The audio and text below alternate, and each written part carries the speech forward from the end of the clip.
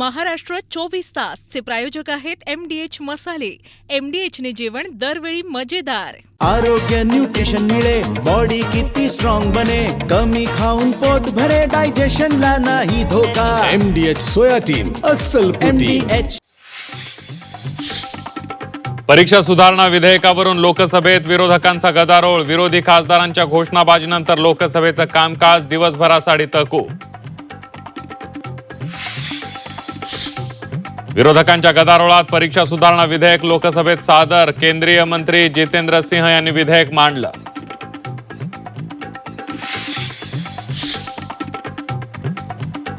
नवीन विधेयकात लक्षवेधी असं काहीच नाही, फक्त शिक्षेचा कालावधी वाढवलाय। संसदेमध्ये येणाऱ्या नव्या परीक्षा विधेयकावरून संजय राऊतांची टीका। परीक्षा पद्धतीतील सुधारणांसाठी आता उच्चस्तरीय टास्क फोर्सची निर्मिती। इन्फोसिसचे सहसंस्थापक नंदन निलकेनी यांच्या नेतृत्वाखाली टास्क फोर्स। पंतप्रधान मोदींची इन्स्टा व्हिडिओद्वारे घोषणा। दिल्लीमध्ये एनडीएची महत्वाची बैठक। एनडीएच्या बैठकीमध्ये पीएम मोदी संबोधित करणार। उद्या सकाळी 9:30 वाजता एनडीएची बैठक होणार। पेपरफुटीचे आरोप निराधार। आरोपींविरोधात पोलिसांमध्ये तक्रार करणार। एमपीएससीचे अध्यक्ष विवेक भीमनवारांनी आरोप फेटाळले। आंदोलक विद्यार्थ्यांवर गुन्हे दाखल होऊ नयेत, सीजेपी प्रवक्ता सौरव दास यांची मागणी। तर विद्यार्थ्यांच्या प्रश्नांना वाचा फोडण्यासाठी एक वेबसाईट बनवणार असल्याची घोषणा। आणि कराडच्या शामगावमध्ये दूध भेसळीचा प्रकार उघड। एफडीएची मध्यरात्री धाड। दुधामध्ये पाम तेल आणि दूध पावडर वापरल्याचा आरोप।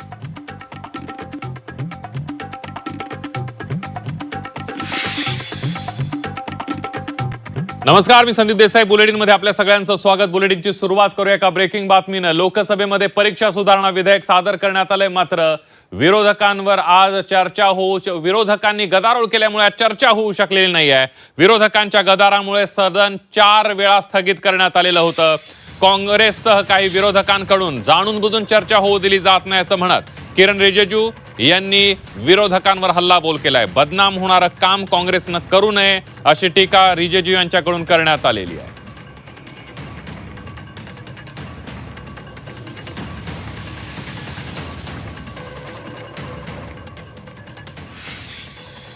सारे मेंबर तैयारी के साथ आए हैं और अपोजिशन के भी कई मेंबर्स ने अमेंडमेंट दिए हैं, वो भी तैयारी करके आए हैं। बहुत ही महत्वपूर्ण, बच्चों के लिए, युवाओं के लिए, छात्रों का जिंदगी के लिए ये महत्वपूर्ण बिल है। सब बोलने वाले वक्ता भी तैयार हैं, फिर भी जानबूझ करके कांग्रेस पार्टी और उसके कुछ साथी जानबूझ करके आज इतना महत्वपूर्ण बिल पे चर्चा होने नहीं दे रहे हैं। मैं बहुत दुखी मन के साथ कह रहा हूँ। पहले दिन तो वो कह रहे थे कि चर्चा करना चाहिए, एग्जाम का मामला है, बच्चों का मामला है। अब जब चर्चा करने के लिए इतना महत्वपूर्ण बिल लेकर के जब आया है, टाइम भी दे चुके हैं 6 घंटे स्पीकर साहब ने, और टाइम देंगे, आप चाहते तो और टाइम देंगे, फिर भी ये कर रहे हैं, ये अच्छा नहीं लग रहे हैं। मैं कांग्रेस के साथियों को कहना चाहता हूँ, ऐसा काम मत कीजिए। जो आपका जो इमेज है बहुत गिर चुका है और बहुत बदनाम होने वाला काम मत कीजिए। पूरा पार्टी एकजुट होकर के हमारे युवाओं का, छात्रों का जिंदगी को ठीक करने के लिए महत्वपूर्ण बिल पे सब हिस्सा लेना चाहिए। मैं फिर से अपील करना चाहता हूँ। आप में से कई ऑनरेबल मेंबर्स प्रिपेयर करके आए हैं, डिस्कस करने के लिए प्रिपेयर करने आए हैं। आप नहीं चाहते हैं, आप इस सब्जेक्ट पे चर्चा नहीं चाहते हैं, आप चर्चा नहीं चाहते, चर्चा करना नहीं चाहते हैं। आप इस देश के युवा के भविष्य के लिए चर्चा नहीं करना चाहते हैं, आप नीट के ऊपर चर्चा नहीं करना चाहते हैं, आप इसी तरह हल्ला करना चाहते हैं। हमारे देश के युवाओं के बारे में आप सोचना नहीं चाहते हैं, उनके बारे में चर्चा नहीं करना चाहते हैं। यदि आपको आज चर्चा नहीं करना चाहते हैं, आज अगर आप चर्चा नहीं करना चाहते हैं हमारे देश के युवा के भविष्य के बारे में, मैं सभा की कार्यवाही कल मंगलवार दिनांक 28 जुलाई 2026 को पुनः 11 बजे तक के लिए स्थगित की जाती है। बातमी परीक्षा सुधारणा विधेयक लोकसभेमध्ये सादर करण्यात आलेलं आहे. केंद्रीय मंत्री जितेंद्र सिंह यांनी विधेयक मांडलं. सरकारकडून चर्चेचं आवाहन करण्यात आलं, मात्र विरोधक आक्रमक भूमिकेवर ठाम असल्याचं पाहायला मिळालं. विद्यार्थ्यांवरील लाठीचार्जवरून विरोधक आक्रमक असल्याचं पाहायला मिळालं. पेपर फुटीसह परीक्षेतील गैरप्रकार रोखण्यासाठी सरकारने संसदेमध्ये परीक्षा सुधारणा विधेयक आणलंय. लोकसभेत केंद्रीय मंत्री जितेंद्र सिंह यांनी विधेयक लोकसभेत सादर केलं, मात्र यावेळेला विरोधकांनी तरुणांवरील लाठीचार्ज विरोधात आक्रमक होत चर्चेची मागणी केली आहे. या गदारोळामुळे आधी 2 वाजेपर्यंत, नंतर संध्याकाळी 5 वाजेपर्यंत सभागृह तहकूब करण्यात आलं. दरम्यान याआधी लोकसभा अध्यक्ष ओम बिर्ला यांनी विरोधकांना चर्चेचं आवाहन सुद्धा केलेलं होतं.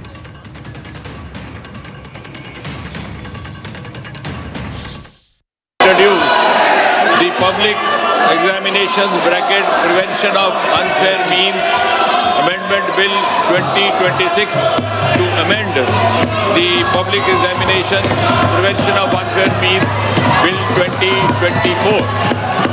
Thank you, Speaker sir. Introduction के लिए भी नोटिस आए और बिल पे भी अमेंडमेंट नोटिस आए हैं.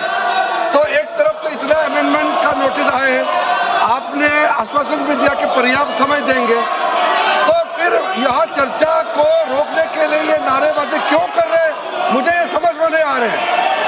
ये तो युवाओं का पूरा इस पर नजर है और इतना important bill public examination prevention of unfair means जैसे बिल को चर्चा के लिए रोकना, ये बहुत गलत मैसेज भेज रहा है. विरोध करना चाहते हैं. इस विषय पर बोलना चाहते हैं. सोगत राय जी, एन.के. प्रेमचंदन जी, मनीष तिवारी जी, मणिकम टेगोर जी, विजय कुमार के काव्या, मान्य सदस्यगण, जो भी मान्य सदस्य इस विधेयक पर बोलना चाहते हैं. तर नवीन विधेयकामध्ये लक्षवेधी असं काहीच नाही अशी टीका संजय राऊतांनी केली होती. असं राऊतांच्या टीकेनंतर नवनाथ बन यांनी पलटवार केलाय. जनजी सुधारित कायद्याचं स्वागत करतील म्हणून राऊत अस्वस्थ असल्याची टीका बन यांनी केली आहे. सुधारित कायद्यामुळे राऊतांच्या पोटात दुखतंय, मात्र कायद्याला विरोध म्हणजे अराजकतेचं समर्थन असल्याचं म्हणत नवनाथ बन यांनी टीका केली आहे.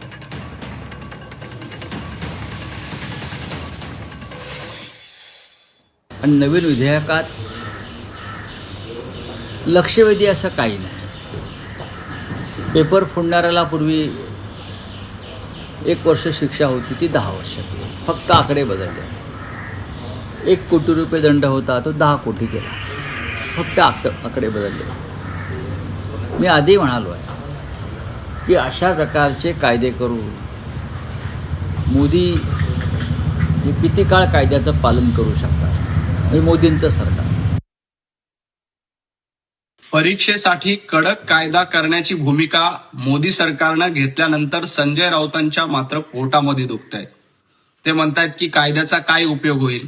संजय राऊत, तुम्हाला कायदा चालणार नाही, कारण तुम्हाला कायद्यानं चालायचं नाही. या देशामध्ये अराजकता निर्माण झाली पाहिजे, तरुणांची माथी भडकून हा देश पेटवला पाहिजे, एवढाच हेतू तुमचा आहे.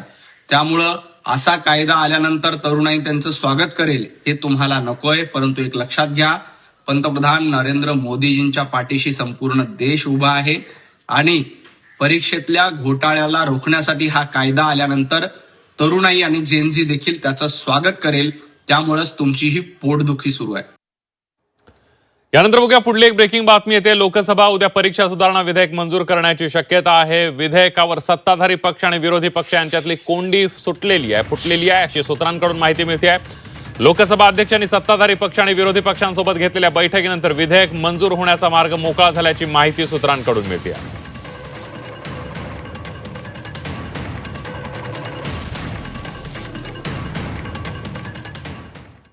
यानंतर बघूया पुढली एक मोठी बातमी. परीक्षा सुधारणांसाठी हाय पॉवर टास्क फोर्सची स्थापना करण्यात आलेली आहे. नंदन निलेकणींच्या अध्यक्षतेखाली या टास्क फोर्सची स्थापना करण्यात आली आहे.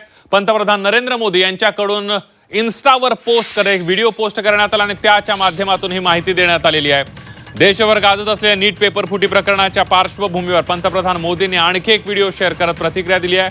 पेपर फुटी रोखण्यासाठी आज अधिवेशनात कठोर कायदा आणणार असल्याचं मोदींनी आपल्या व्हिडिओमध्ये म्हटलंय.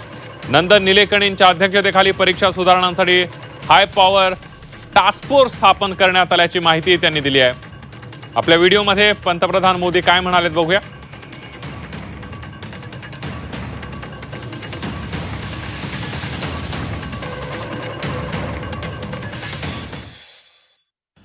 हम कल पार्लियामेंट के अंदर भी कठोर कानूनों के प्रावधान के साथ नया कानून बनाने की दिशा में भी आगे बढ़ रहे हैं.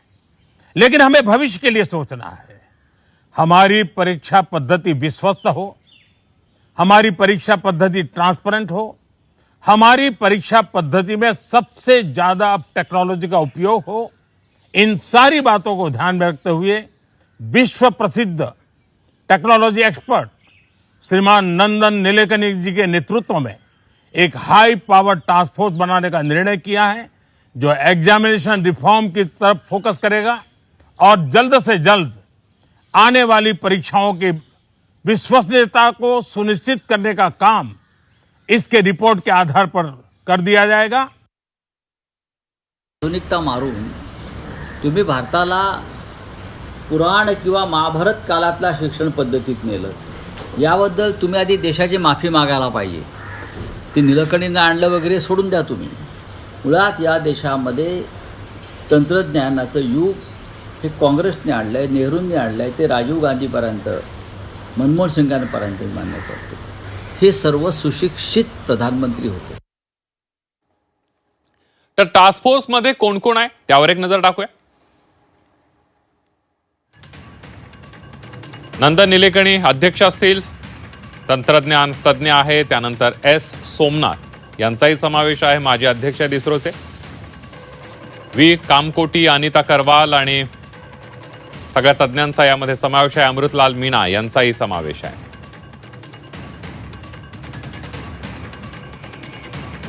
व्ही कामकोटी IIT चेन्नईचे संचालक आहेत. तर अनिता करवाल या माजी शिक्षण सचिव आहेत.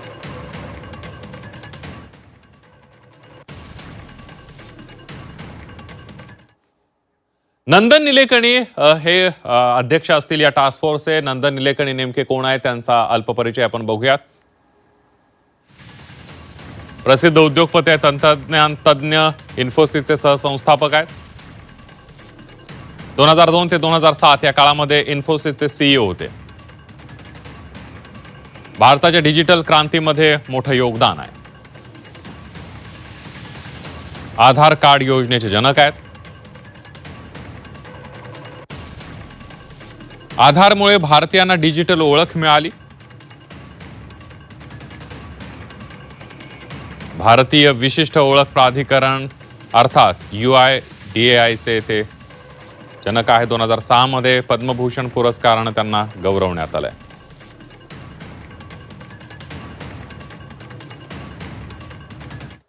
यानंतर पुढल्या बातमीकडे. बिहारमध्ये विद्यार्थ्यांच्या आंदोलनावर AK-47 ने गोळीबार करण्यात आल्याचा आरोप लोकसभेचे विरोधी पक्षनेते राहुल गांधी यांनी केलेला आहे. शेकडो विद्यार्थ्यांना अटक करून FIR दाखल करण्यात आल्याचा आरोपही राहुल गांधी यांनी केलाय. सोशल मीडियाच्या माध्यमातून त्यांनी हा आरोप केलाय. दिल्लीत पॅलेट गन आणि बिहारमध्ये AK-47चा वापर झाला असून देशाच्या कुठल्याही भागात तीच पद्धत असल्याचा आरोप राहुल गांधींनी केलाय. पंतप्रधान मोदींनी देशातील विद्यार्थ्यांची माफी मागावी अशी मागणी ही राहुल गांधी यांच्याकडून करण्यात आलेली आहे. बघूयात राहुल गांधी यांनी नेमका आरोप काय केलेला आहे. बिहारमध्ये आंदोलन करणाऱ्या विद्यार्थ्यांवर AK-47 ने गोळीबार करण्यात आला. शेकडो विद्यार्थ्यांना अटक करून FIR दाखल करण्यात आली आहे. विद्यार्थ्यांवर FIR करणार नाही, सुटका करणार हे मोदींचं वचन कुठे गेलं असा सवालही राहुल गांधींनी केलाय. उलट त्यांच्यावर प्राणघातक हल्ले आणि क्रूरता करण्यात येते. दिल्लीत विद्यार्थ्यांवर पॅलेट गनचा वापर झाला तर बिहारमध्ये AK-47 हे सरकार खोटारड आहे. सुधारणा करणं त्यांच्या आवाक्याबाहेर असल्याचा सुद्धा गंभीर आरोप राहुल गांधींनी केलाय. मोदीजी देशातील विद्यार्थ्यांची माफी मागा अशी मागणी राहुल गांधी यांच्याकडून करण्यात आलेली आहे.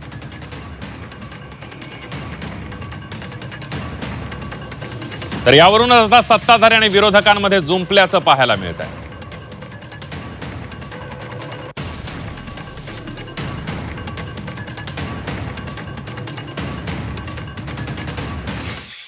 हद हो गई है ये। इन्होंने अभी भी FIR दर्ज की है स्टूडेंट्स के खिलाफ, शायद कल रात को या आज सुबह, बिहार में, बंगाल में। तो ये अपनी आदतों से बाज तो आए नहीं हैं। और मैंने सुना है, वेरीफाइड नहीं है, लेकिन मैंने सुना है कि जो लड़कियां गई थी प्रोटेस्ट में, कई लड़कियों के पेरेंट्स को फ़ोन आ रहे हैं, उनको धमकाया जा रहा है कि तुमने अपनी लड़कियों को भेजा। क्या मतलब है?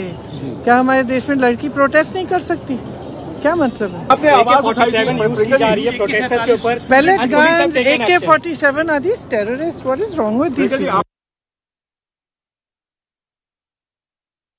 हमारे प्रधानमंत्री जी ने ये पूरी दुनिया के लिए एक बहुत बड़ा एक आई थिंक एग्जाम्पल कह लीजिए, या बहुत बड़ा ऐसे नेता जो इतने समर्पित हैं हर छोटे से छोटे मुद्दे से लेकर बड़े से बड़े मुद्दे के लिए। वो जिस तरह से देशवासियों के लिए समर्पित है, ये पूरी विश्व के लिए प्रेरणा। और आपने देखा उन्होंने जैसे जो भी है जिस तरह से कमेटी बिठाई है अब इस चीज़ के लिए, हाई पावर्ड पैक जो है एक स्क्वाड हो गया जो इस काम पे एग्जामिनेशन के लिए जो है काम करेगा और इसको करप्शन प्रूफ बनाएगा। चाहे ये बिल इमीडिएटली आया हो, अमेंडमेंट बिल एग्जामिनेशन का, ये प्रधानमंत्री जी की कमिटमेंट है। और राहुल गांधी जी देख रहे हैं कि यूपीए के वक्त में क्या होता था, क्या बजट था, एकदम नाम मात्र बजट होता है एजुकेशन का, और अब एजुकेशन तो ये अपने हाथ कहते ना खिसियाई बिल्ली खंबा नोचे, तो ये खंबा नोचने जैसा। तर दिल्लीत झालेल्या विद्यार्थ्यांवर लाठीचार्ज प्रकरणामध्ये एक महत्त्वाची अपडेट येते। सर्वांना शांततापूर्ण आंदोलनाचा अधिकार असल्याचं कोर्टानं म्हटलेलं आहे। नागरिकांच्या अधिकारांचं रक्षण गरजेचं असल्याचं सुद्धा सुप्रीम कोर्टानं म्हटलंय। विद्यार्थी आंदोलनावर सुप्रीम कोर्टानं ही टिप्पणी केलेली आहे। काय नेमकं कोर्टानं म्हटलंय त्यावर एक नजर टाकूया। प्रत्येक नागरिकाला शांततापूर्ण पद्धतीनं विरोध प्रदर्शन करण्याचा अधिकार आहे। संविधानाने दिलेल्या या अधिकाराचं संरक्षण करणं आवश्यक आहे। आंदोलक आणि पोलीस दोघांची भूमिका यांची निष्पक्ष चौकशी व्हायला हवी। आंदोलकांना झालेल्या जखमा आणि पोलीस कर्मचाऱ्यांना झालेल्या जखमांबाबत आम्ही दोन्ही बाजूंनी सारख्याच चिंतेत आहोत। पोलिसांकडून झालेल्या अतिरेकाची चौकशी व्हायला हवी। जखमी पोलीस कर्मचाऱ्यांना पुरेसं संरक्षण उपकरण का दिली गेली नाहीत याबाबत सरकारनं स्पष्टीकरण द्यायला हवं। आंदोलन म्हणजे लाठीचार्ज नव्हे आणि आंदोलन म्हणजे हिंसा देखील नव्हे असं कोर्टानं म्हटलंय। या मुद्द्यावर संपूर्ण देशासाठी एक समान मार्गदर्शक तत्व तयार करण्याची गरज आहे। पोलीस कारवाई विरोधात दाखल करण्यात आलेल्या याचिकांवर मंगळवारी आता सुनावणी होणार आहे।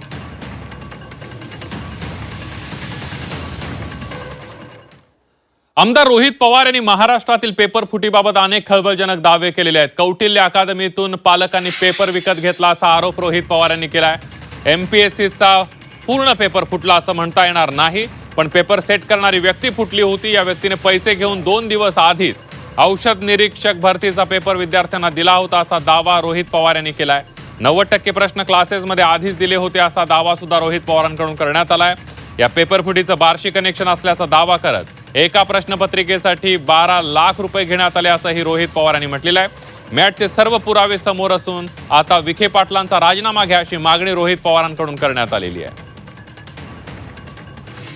अकॅडमी नंदुरबार त्या क्लासमधून जो तिथं पाटील जो कोणी माणूस असेल त्याली तो जो पेपर होता, म्हणजे पेपर म्हणजे MPSCचा पूर्ण पेपर फुटला असं आपल्याला म्हणता येणार नाही, पण पेपर सेट करणारा व्यक्ती फुटला आणि या क्लासेसकडे 90% प्रश्न हे आधीच दिले गेले होते आणि ते दिल्यानंतर तिथे 20 मार्च म्हणजे 2 दिवस आधी 22 मार्चला परीक्षा होती, 2 दिवस आधी तो परीक्षार्थी उमेदवाराच्या मोबाईलवर तो जे प्रश्न होते 90% ते त्याच्याकडे आले, त्याचा अभ्यास केला गेला आणि मग ह्यात होतं असं एक समजून घ्या की तो जो क्लासेसचा माणूस आहे तो त्या उमेदवारांना पैशांचा ॲडव्हान्स दिल्यानंतर पैसे दिल्यानंतर व्हॉट्सॲपवर सगळ्या गोष्टी पाठवायच्या आणि 2-3 मिनिटानंतर तो डिलीट फॉर ऑल करून टाकायचा। यात झालं असतं एका उमेदवाराने ते सगळे डाउनलोड झाले आणि फक्त आपल्याकडे पुरावा असावा म्हणून मित्राला ते सगळे पुरावे त्या ठिकाणी पाठवले, त्यामुळे तिथे पुरावे हे आपल्या हातामध्ये आता लागलेले आहेत। पेपर लीक आहे का योगायोग आहे मुलगा पण बसतो, मुलगी पण बसते, नायब तहसीलदारचं. आणि आम्हाला जे कळालेलं आहे की एका पेपरची किंमत, या प्रश्नपत्रिकेची किंमत जो 2 दिवस आधी फुटला होता त्याची 12 लाख रुपयाची किंमत होती. 5 लाख ऍडव्हान्स आणि बाकी 7 लाख हे नंतर त्या ठिकाणी द्यायचे होते. आणि ह्याच्यात काहीतरी बार्शी कनेक्शन आहे. हे सगळे जे काही त्यातले बहुतांश उमेदवार आहेत त्याचा थोडासा अभ्यास आपण खोलात जाऊन केला तर कुठेतरी बार्शीचं तिथं कनेक्शन दिसतंय. आणि महत्वाचं काय, कट ऑफ 105 चा होता आणि 103 मार्क मिळालेल्या एका उमेदवाराला सुद्धा इंटरव्ह्यूला बोलवलं होतं. हे का बोलवलं, कोणामुळे बोलवलं, कोणाचा दबाव होता, कोणाकडनं प्रेशर दिलं गेलं का, ह्याच्यात वेगळे व्यवहार झाले हे सुद्धा त्या ठिकाणी आपल्याला बघावं लागेल. निरीक्षक गट ब परीक्षा पेपर फुटल्याचा आरोप एमपीएससीचे अध्यक्ष विवेक भीमनवार यांनी फेटाळलाय. तक्रारदारांना आज विचारपूस करण्यासाठी बोलावलं होतं, मात्र ते उपस्थित राहिले नाही. तसंच त्यांच्यातील एका तक्रारदारानं त्यांची तक्रार मागे घेतली आहे. तक्रार केल्यानंतर पुन्हा एकदा परीक्षा होतील म्हणून तक्रार केल्याचं त्यांनी ईमेलद्वारे सांगितल्याचे भीमनवार यांनी म्हटलेलं आहे. आयोगावरचा विश्वास टिकून राहावा म्हणून पोलिसात तक्रार करणार असल्याचे भीमनवार यांनी म्हटलेलं आहे.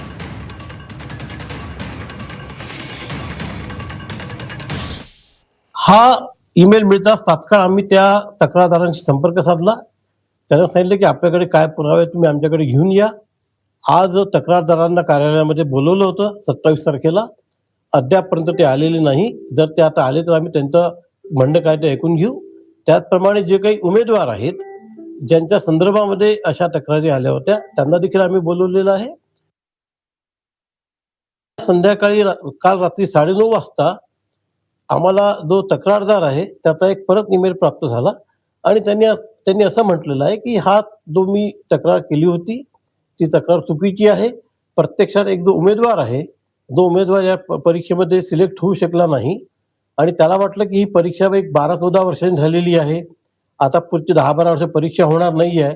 त्यामुळे आपण या सध्याच्या जर आपण अशी तक्रार केली तर कदाचित ही परीक्षा रद्द होईल आणि फेरपरीक्षा होईल, म्हणून मी अशी तक्रार केलेली आहे. मी अशी तक्रार माझी वापस घेतोय. हा ईमेल मिळताच तात्काळ आम्ही त्या तक्रारदारांशी संपर्क साधला. त्यांना सांगितलं की आपल्याकडे काय पुरावे तुम्ही आमच्याकडे घेऊन या. आज तक्रारदारांना कार्यालयामध्ये बोलवलं होतं 27 तारखेला. अद्यापपर्यंत ते आलेले नाही. जर ते आता आले तर आम्ही त्यांचं म्हणणं काय ते ऐकून घेऊ.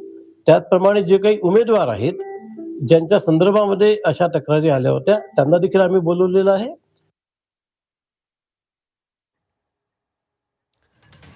आपण बघतोय की एमपीएससी कडून सुद्धा या सगळ्या संदर्भातलं स्पष्टीकरण देण्यात आलं. आयोगाच्या स्पष्टीकरणावर रोहित पवार यांनी सुद्धा प्रतिक्रिया दिलेली आहे. रोहित पवार काय म्हणतायत बघूया. कडनं तरी दबाव 100% आणला गेला आहे.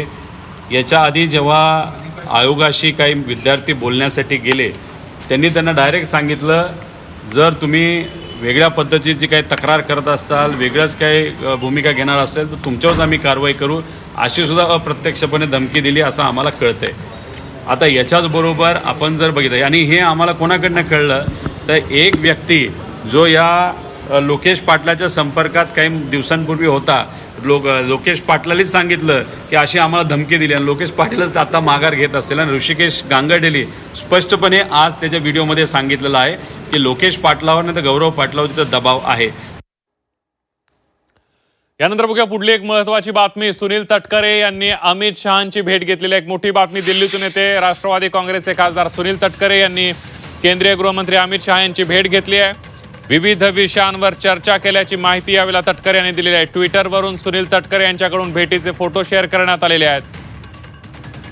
आता या भेटीमागं नेमकं कारण काय आहे? राष्ट्रवादीच्या विलिनीकरणासंदर्भात आणि एकत्रीकरणासंदर्भातल्या चर्चा एकीकडे सुरू असतानाच शरद पवार यांनी परवाच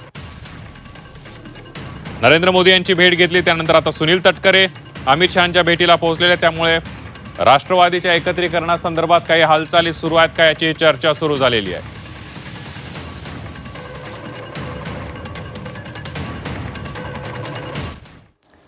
यानंतर गुजरातमधली एक ब्रेकिंग बातमी आहे. गुजरातमध्ये BAMSचा पेपर लीक झालेला आहे. BAMSच्या परीक्षेपूर्वीच काही मुद्दे व्हायरल झाल्याचं समोर आलेलं आहे.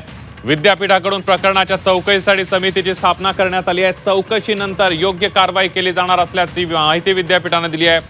सकाळी परीक्षा नियोजित वेळेमध्ये पूर्ण झाली आणि त्यानंतर संध्याकाळी मोबाईल फोनवरून माहिती मिळाली की परीक्षेपूर्वी काही महत्त्वाचे मुद्दे व्हॉट्सॲपवर व्हायरल झालेले आहेत. याची आता तपासणी केली जाणार आहे. સ્પષ્ટ આપેલા છે પણ કાર્યવાહી કરશું. પેપર લીકની જો વાત સાચી નીકળે તો આ વિષયની પરીક્ષા પાછી લેવામાં આવે કે બધા વિષયોની પાછી એ તો લેવામાં હજી પહેલા તો તથ્ય સાચું છે કે ખોટું પહેલા તો એ થાય. અંદાજિત કેટલો સમય લાગશે આ તપાસ સમિતિને? અમે તાત્કાલિક કરીને જેટલું બને એટલું વહેલા કરવાના ઓલામાંથી છે. આ પેપર પરીક્ષાઓ ઓલામાંથી ચાલતી હોય. કેટલા વિદ્યાર્થીઓએ આ વિષયની પરીક્ષા આપી હશે? અમારે 20 થી 25 કોલેજો આખી બધી ઓલામાંથી છે. એ બધી કોલેજોની અંદર અમારી એફિલિએટેડ કોલેજો છે. એમાં બધામાં ચાલુ છે પરીક્ષા. અત્યારે હાલ ચાલી રહી છે પરીક્ષા. शिवसेना युबीटी पक्षाचे पक्षप्रमुख उद्धव ठाकरे यांचा आज वाढदिवस आहे. मनसे अध्यक्ष राज ठाकरे यांनी मातोश्रीवर जाऊन उद्धव ठाकरे यांना वाढदिवसाच्या शुभेच्छा दिलेल्या आहेत. गेल्या वर्षी राज ठाकरे यांनी मातोश्रीवर येत उद्धव ठाकरेंना वाढदिवसाच्या शुभेच्छा दिल्या होत्या. आपण बघतोय 27 जुलै 2025 ला गेल्या वर्षी सुद्धा उद्धव ठाकरे यांच्या वाढदिवसानिमित्त राज ठाकरे यांनी मातोश्रीवर जात उद्धव ठाकरेंना शुभेच्छा दिलेल्या होत्या. तर आजही राज ठाकरे यांच्याकडून उद्धव ठाकरे यांना शुभेच्छा देण्यात आलेल्या आहेत.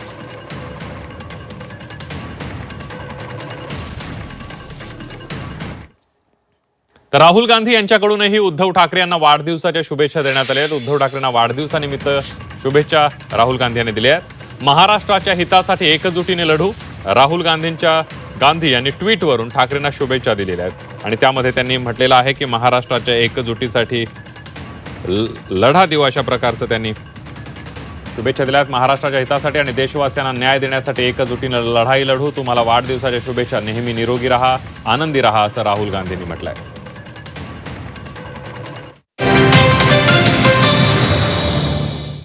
महाराष्ट्र 24 तासचे प्रायोजक आहेत MDH मसाले. MDH ने जेवण दरवेळी मजेदार. MDH दम आलू, दाल तडका आणि मशरूम मसाला. MDH ने जेवण दरवेळी मजेदार. MDH सदैव तुम्हाला नवे स्वाद देण्यासाठी कटिबद्ध आहे.